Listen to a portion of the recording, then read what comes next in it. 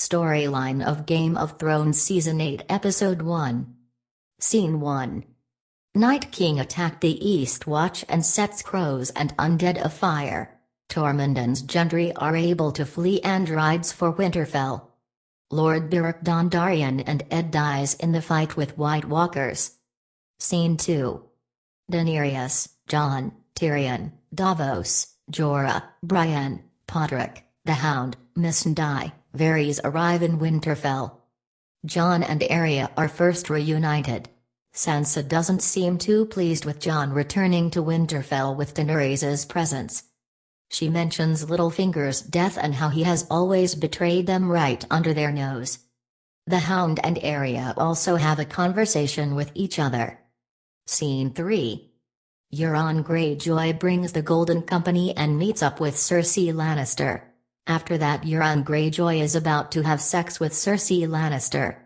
Later in the morning, Euron has a conversation with Yara Greyjoy about Queen Cersei.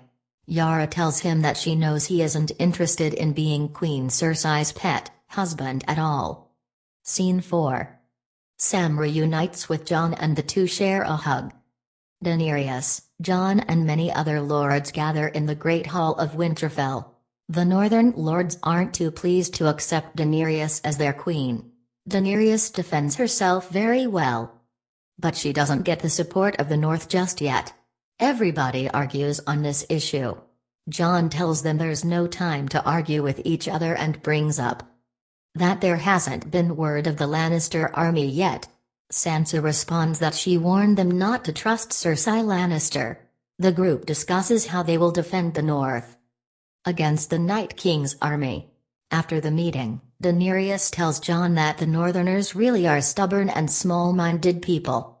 Scene 5. Theon Greyjoy visits the Godswood of Winterfell and meets with Bran Stark. He immediately apologizes to Bran, but Bran tells him there's no need for that.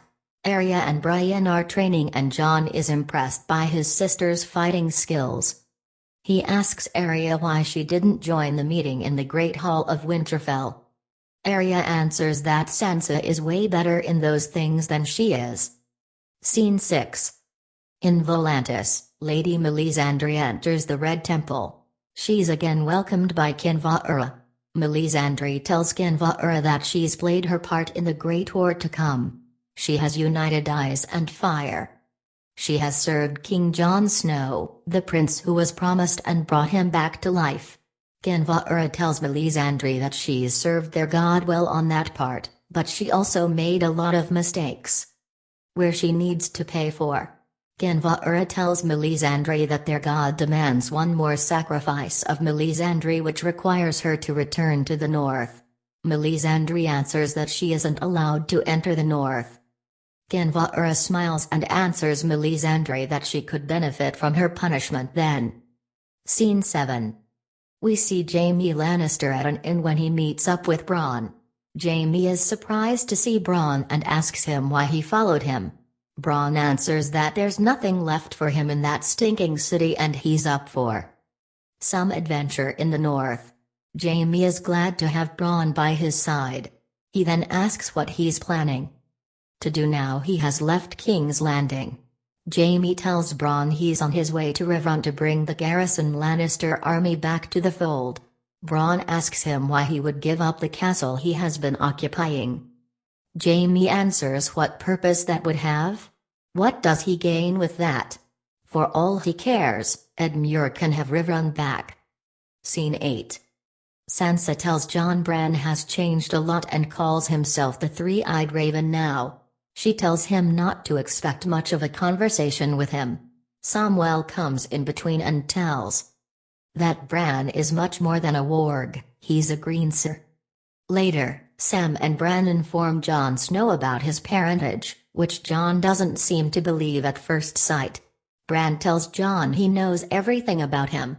He saw him beyond the wall, surrounded by free folk. He saw him fighting at Hardhome against the Night King and he saw how he was stabbed to death by his own men. Jon can't really believe he's a Targaryen. Sam mentions that he's the one with the right claim on the Iron Throne, not Daenerys Targaryen but Aegon Targaryen.